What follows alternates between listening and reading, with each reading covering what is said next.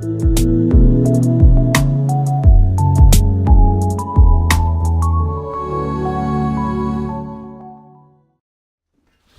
evening, church. It's always good to sing and remind ourselves that our hope is in that glorious day that is coming, that our hope is found in what Jesus has done on the cross and what he's promised he will return to do. Well, tonight, like Mark said, we will be finishing our series in Ruth. It has been a joy to be in this little book, the beginning of this year, to start out 2019 by looking at the story of God's faithfulness. As we start our time tonight, I want to read a verse and ask ourselves to really consider, is this true? It's a verse that is common. It's often read in churches. It's one of those coffee mug verses, the ones that you find that like a Christian coffee mug with like a mountain or like a picture of an eagle or something. It's one of those type verses, and I really want us to really wrestle with, is this verse true? Because it's a provocative statement. It's not something that seems obviously true on the surface. And this verse is Romans 8:28, and it says, "And we know that in all things God works for the good of those who love him, who have been called according to his purpose." And it's a beautiful verse, and it makes sense why it would go in a coffee mug, because for me, I don't like the mornings, and so sometimes I need that reminder first thing, like, God's using this.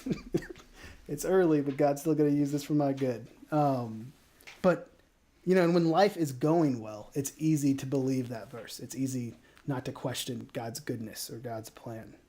But when faced with grief and suffering, it's hard to believe that promise. When you're in the middle of disappointment, in the middle of despair, it is hard to believe that God works all things for the good of those who have been called according to his purpose. And I think the story of Ruth is a beautiful example of how God does exactly that. Of how, while the road might not be straight or easy, that God is working all things for the good of those who love him, who he has called. He is working all situations, the good and the bad, for the good of his people. And I think this story is a great way for us to remember that. Stories like Ruth, stories of God's faithfulness in the past, help establish his character. And that is what we trust, right? When you trust someone's character, you're trusting based off of what they've done in the past. You don't just trust a stranger when they say they'll do something. You trust because they have proven themselves trustworthy. They've proven themselves faithful. And that really is what we see in Ruth, is the story of God proving himself faithful. So as we get into Ruth for the last time this year, anyways, let's turn there. It's right after the book of Judges. It's on page 286 of my Bible, but it's going to be something different in yours. If you guys would bow your heads with me and pray as we begin tonight. Dear Lord, thank you so much for your faithfulness to us. Thank you so much that you have been faithful, that you have given so much that we could be with you. You have provided so much. You have provided us with the strength and endurance to overcome all the situations that have happened to us so far, Lord. Thank you that we can trust you with that. Thank you that we can trust you with our futures, that we can trust you will continue to be faithful as you have been. I pray that tonight, as we get into your word, that you would reveal to us what you would like us to learn, that you would help us to come to a better understanding of you and your character, and to love you more as a result. I pray all these things in your son's name. Amen. So let's recap the last 3 sermons in Ruth so we can catch up to where we are today. So chapter 1, the first sermon, we looked at chapter 1, and we were introduced to the characters of Naomi and Elimelech. And Naomi and Elimelech lived in Bethlehem, but during their time in Bethlehem, there was a famine that caused them to move to the distant country, or the not too distant country of Moab. While they were in Moab, Elimelech died. Ruth's sons married Moabite women, and then both of her sons died as well, leaving Naomi, Ruth, and Orpah without a provider in a land that was not Naomi's home. Naomi decides to return to Bethlehem with her stepdaughter Ruth, who chose to leave everything she knew in Moab to care for Naomi and return with Naomi to Bethlehem. So that's chapter 1. Chapter 2, Ruth goes to she goes gleaning in the fields. She goes to the fields to provide for her and Naomi to find food, and she catches the eye of Boaz, the wealthy older gentleman who owned the field. And Boaz instantly begins to bless Ruth. He blesses her with an abundant amount of food. He honors her greatly, and then he sends her home to mother-in-law with tons of food. Naomi then gets the idea that, hey, Boaz, who is a relative of hers, could be a redeemer to provide for them. And so in chapter 3, she hatches a plan. She starts scheming. And she comes up with this plan to have Ruth go to the winnowing floor, go to the fields at night where Boaz and his men were working, and to propose marriage to Boaz. And so Ruth follows through with her mother-in-law's instructions, and Boaz is overjoyed. He is elated that Ruth has made this proposal, that Ruth has made this invitation. And he responds positively. He says, yes, I would love to do this, but there's a problem. And so at the end of chapter 3, you're introduced to this problem, this dilemma, that there is a relative closer than Boaz. There's someone who has a right that trumps Boaz's to redeem the field and to marry Ruth. So let's read chapter 4, and we'll see what happens. We're going to start by reading chapter 4, verses 1 to 12. If you guys would join me. Now Boaz had gone up to the gate and sat down there. And behold, the Redeemer of whom Boaz had spoken came by. So Boaz said, turn aside, friend, sit down here. And he turned aside and sat down. And he took 10 men of the elders of the city and said, sit down here. So they sat down. Then he said to the Redeemer, Naomi, who has come back from the country of Moab, is selling the parcel of land that belonged to our relative Elimelech. So I thought I would tell you and say, but buy it in the presence of those sitting here and in the presence of the elders of my people. If you will redeem it, redeem it. But if you will not, tell me that I may know, for there is no one besides you to redeem it, and I come after you. And he said, I will redeem it. Then Boaz said, the day you buy the field from the hand of Naomi, you also acquire Ruth the Moabite, the widow of the dead, in order to perpetuate the name of the dead in his inheritance. Then the Redeemer said, I cannot redeem it for myself, lest I impair my own inheritance. Take my right of redemption yourself, for I cannot redeem it. Now this was the custom in former times in Israel concerning redeeming and exchanging to confirm a transaction. The one drew off his sandal and gave it to the other, and this was the manner of attesting in Israel. So when the Redeemer said to Boaz, buy it for yourself, he drew off his sandal.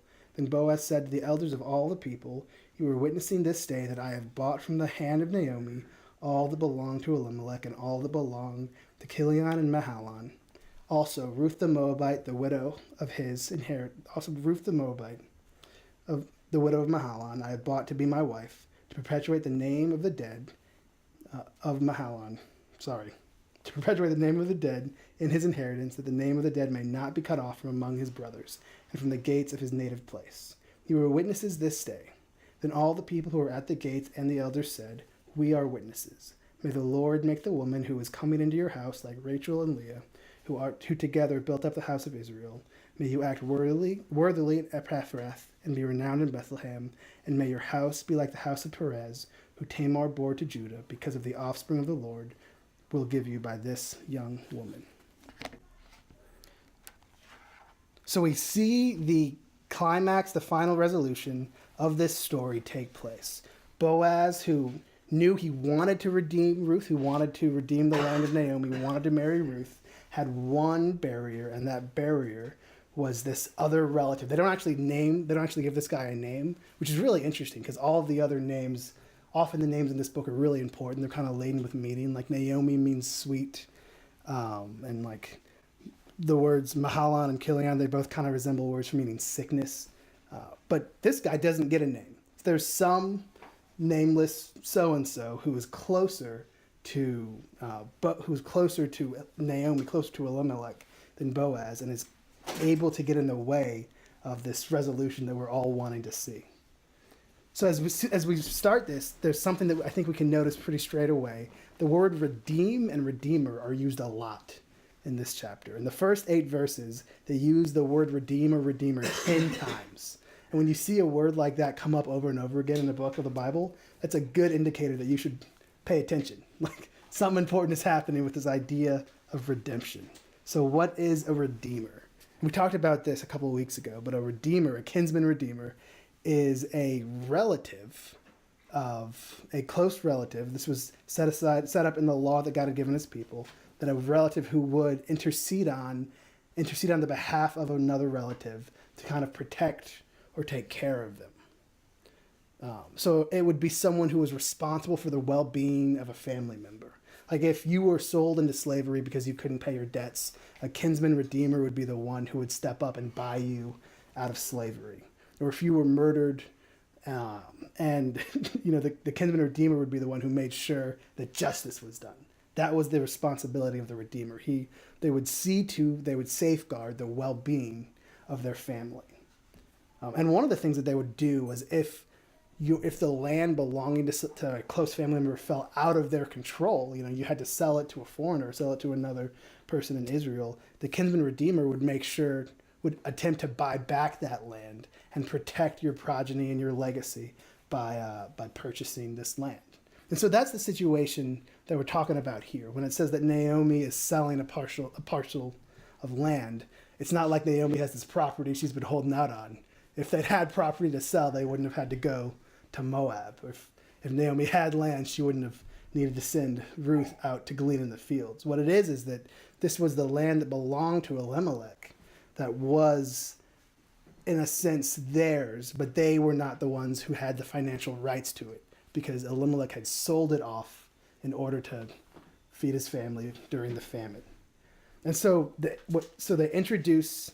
Boaz introduces this opportunity to his relative, to Mr. So-and-so, and says, hey, would you like to redeem it? Would you like to go first?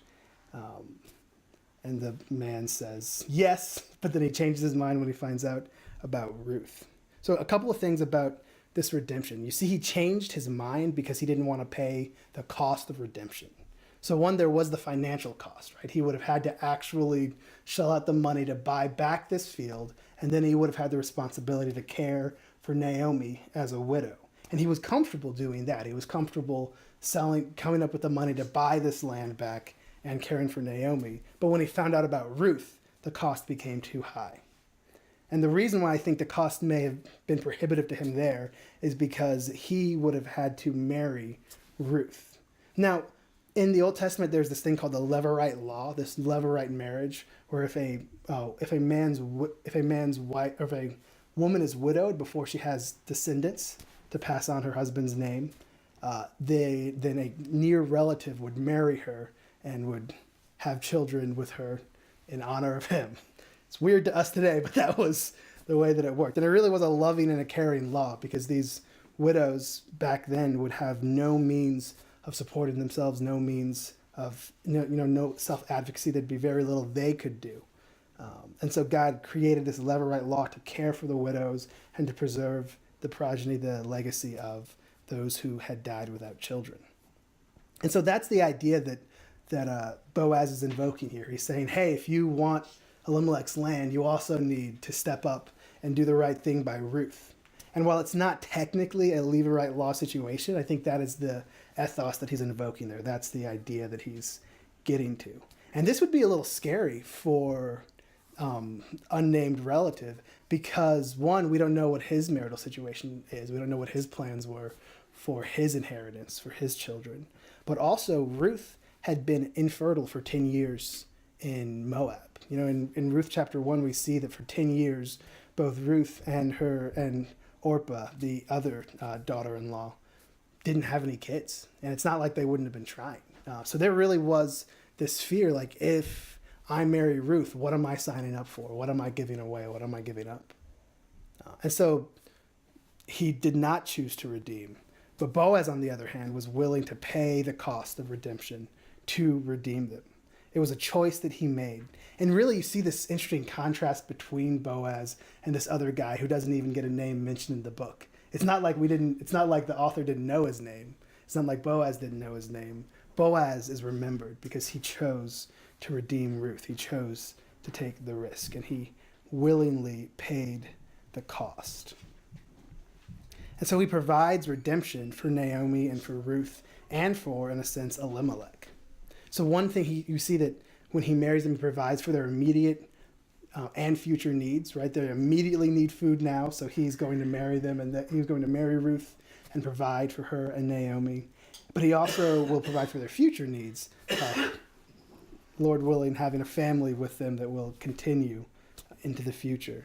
And he also will help elevate their status in the community. You know, Ruth is currently a widow and a foreigner in a society where neither of those people have many opportunities, have much security.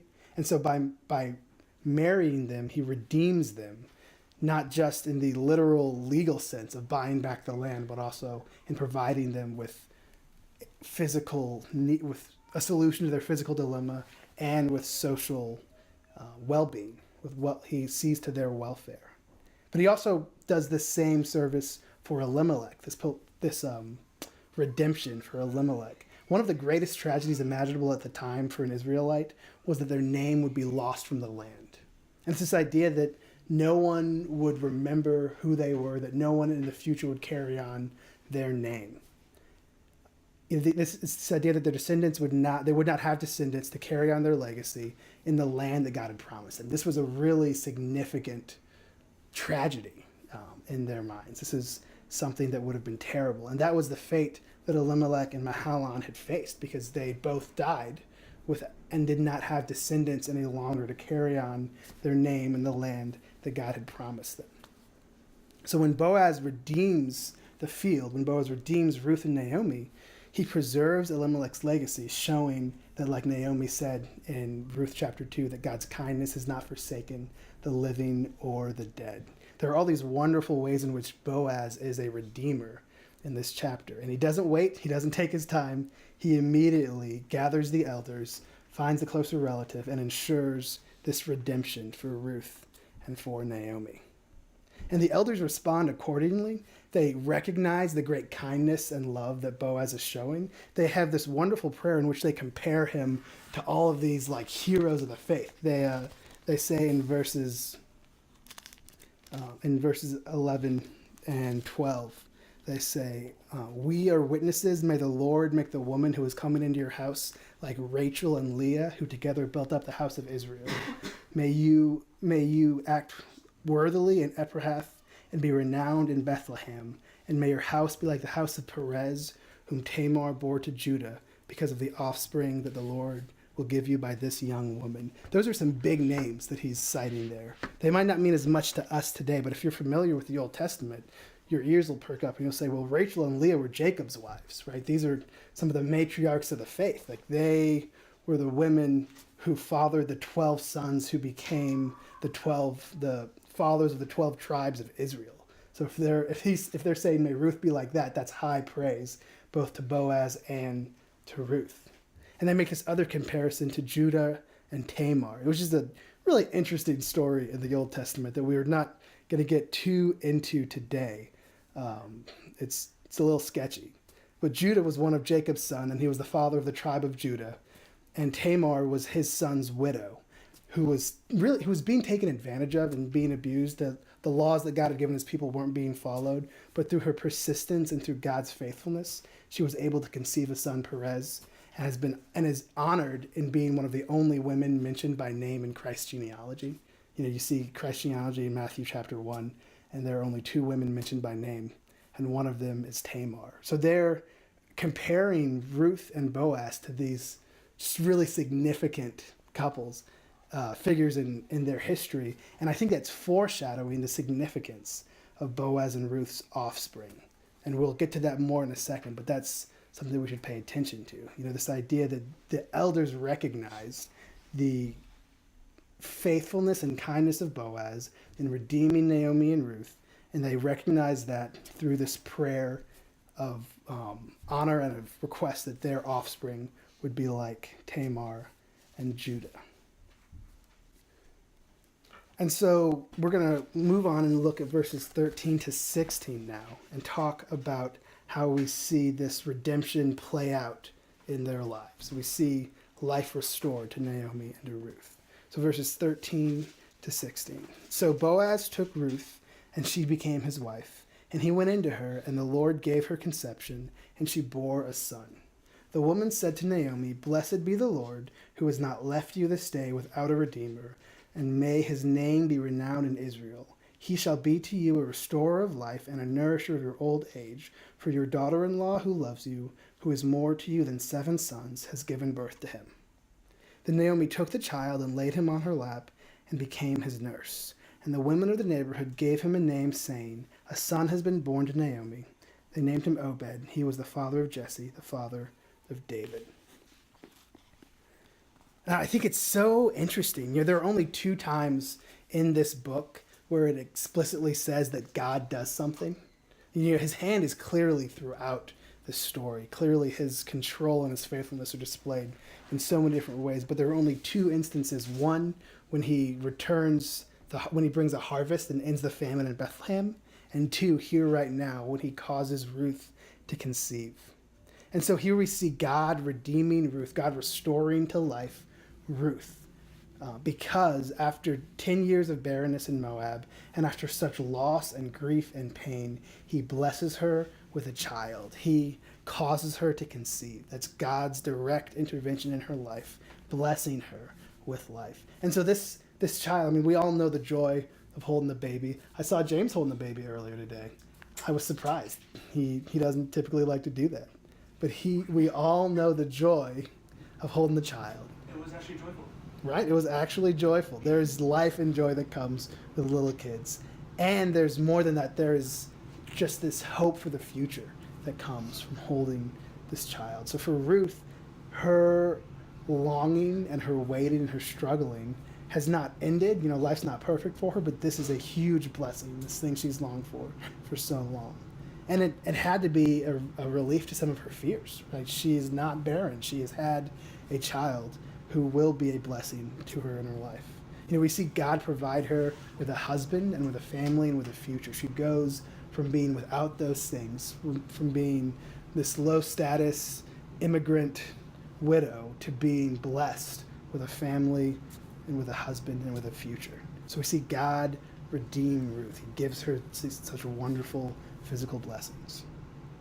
And then from the response of the women, we see how God has redeemed Naomi. You would think that this last section would be more focused on Ruth. That's the title of the book. But really, they're talking to Naomi, and they're talking about what God has done in her life. And it is such a beautiful picture of redemption. They name Obed as a redeemer. They say that God has blessed you with this redeemer. And they use this beautiful language in verse 15, that he shall be a restorer of life, a nourisher of your old age. For your daughter-in-law who loves you is more to you than 7 sons, has given birth to him. So this beautiful picture of fullness in Naomi's life. And it's such a contrast from where she began. We remember she began in Ruth chapter 1 with such grief and loss. In Ruth chapter 1, verse 21, she even says, "I went away full, and the Lord has brought me back empty. Why call me Naomi, when the Lord has testified against me, and the Almighty has brought calamity upon me?" She described herself as empty and believed that God had worked against her and brought calamity upon her. And yet now we see at the end of this that God has blessed her abundantly, that she has someone to be a restorer of life, a nourisher of her old age. This really, it seems reminiscent to me to the end of Job, when you see that Job has, after going through so much trial and calamity, he has all these blessings heaped upon him, that God was faithful, that even though the road to this happy end was not straight or easy, that it was eventually there, that the destination was glorious. There was joy at the end of it. Naomi, who had been empty, is now full because she was redeemed by the faithful working of God in her life.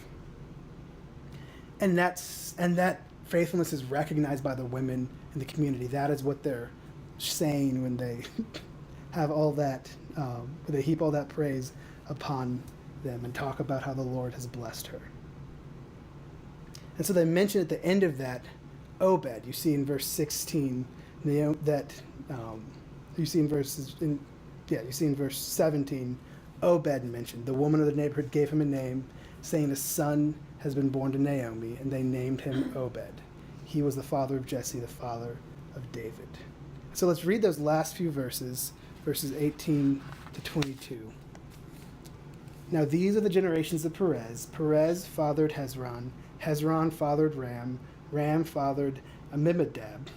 Amminadab fathered Nahshon. Nahshon fathered Salmon. Salmon fathered Boaz. Boaz fathered Obed. Obed fathered Jesse. And Jesse fathered David. It was a tongue twister, some of those names. So it's interesting that this narrative book ends with a genealogy. It ends introducing the character of Obed, the baby of Obed, and then tracking his descendants and placing him inside this genealogy pointing to David. And now what we see, the reason why I think they include this genealogy is because it is a display of God's faithfulness and the wisdom of his good plan for his people. You see, God has worked through the lives of Ruth and Boaz and Naomi to provide a king for Israel. This book is set during the period of Judges, when Judges ruled Israel. And if you read the book of Judges, you'll quickly see that it wasn't a great time in the nation's history, that they would go through these cycles of sin and rebellion, and then oppression from an outside force as punishment for their sin. And then they would repent, and then they would rinse and repeat, and they would just do it all over again. And it was not just bad, but it was progressively getting worse until the end. It said that everyone did what was right in their own eyes. It was just this progressive destruction, this progressively getting worse and worse, getting increasingly sinful, pointing to the need of a king. There was no king. They needed a king. And really their true need was God to be their king. But the book of Judges helps show the need for a king for Israel. And so this genealogy at the end of the book shows how God provided through the lives of Ruth and Boaz that king. It eventually led to David, Ruth's grandchild, who would rule and be a benevolent king for Israel.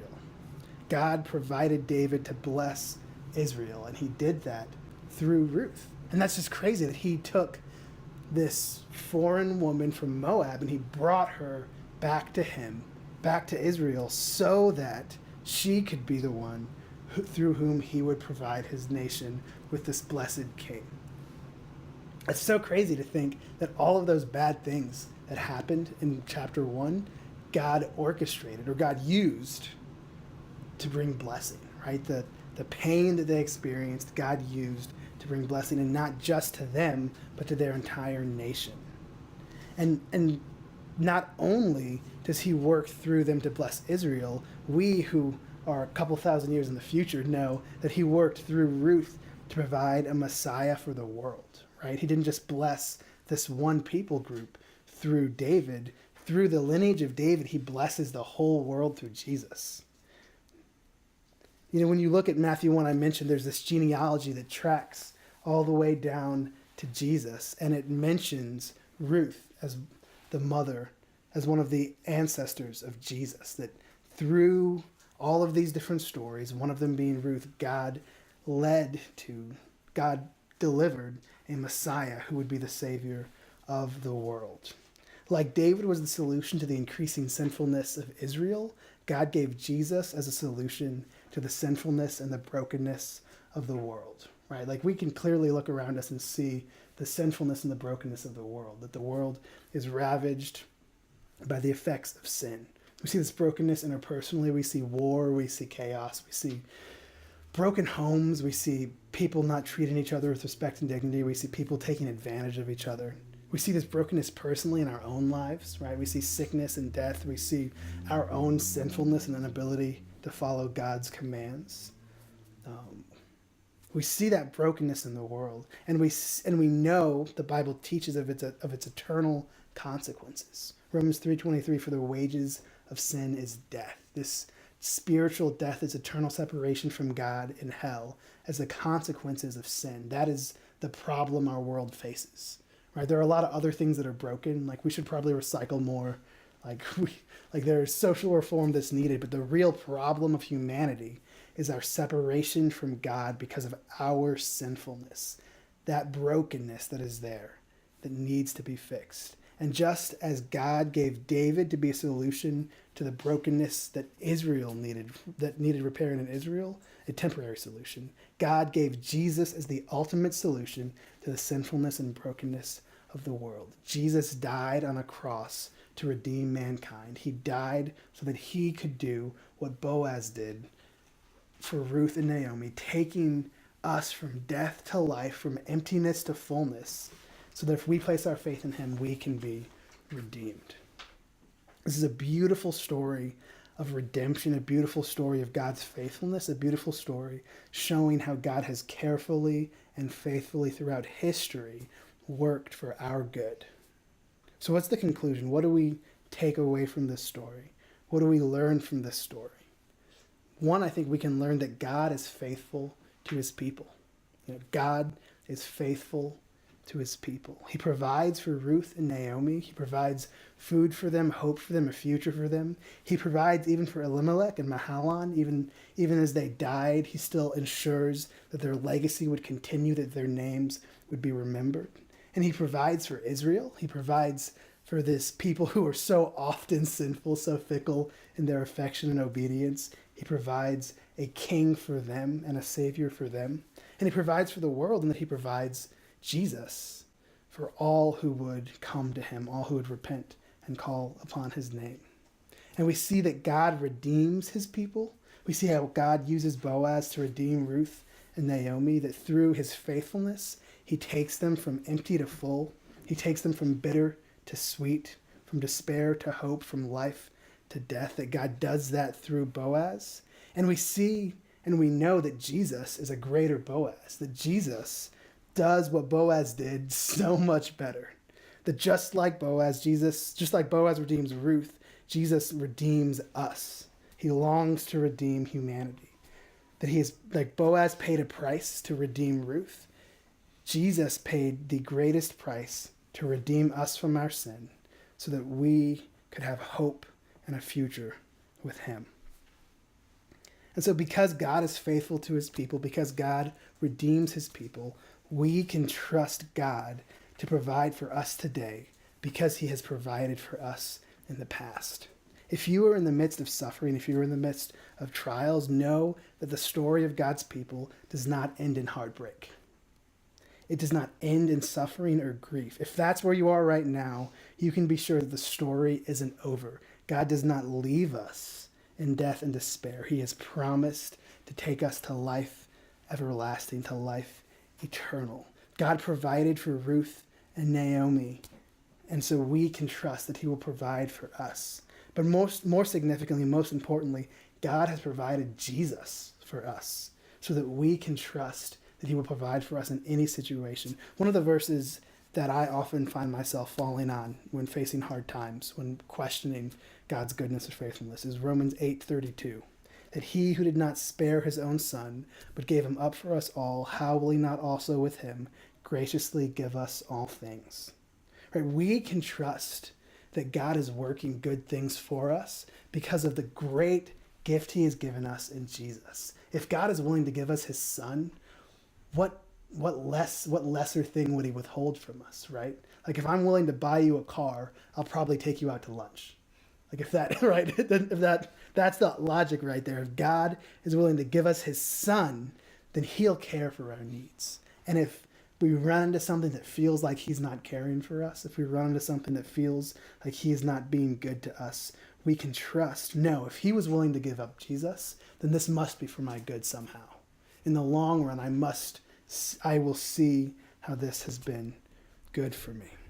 We can trust God to provide because he has provided in the past. We can look at stories of his faithfulness, like the story of Ruth, and confidently say, no matter how hard things are right now, I know that God will see me through. I know that he is working through what is going on in my life for my good. And lastly, because of this, we should join in God's plan for redemption. We have so much hope. I can't imagine going through life and not knowing that God was for me, right? I can't imagine the fear and anxiety of going through a world that I could not trust to a faithful and merciful God. And that is that's the state of so many of our neighbors, so many of our family and friends. They are without hope, without God. So we should join in his plan for their redemption. We should proclaim the gospel. We should preach the good news so that they could experience the faithful mercy of God and trust themselves to him as well. I'm going to pray if you guys would join me in prayer. Dear Lord, thank you so much for your grace and for your mercy that you have shown towards us. Thank you so much that you did not withhold your son, but that you gave him up so that we could find life in you. Lord, I pray that as we end our time tonight, that you would help us just to rejoice, just to rest in the grace and the providence that you've given.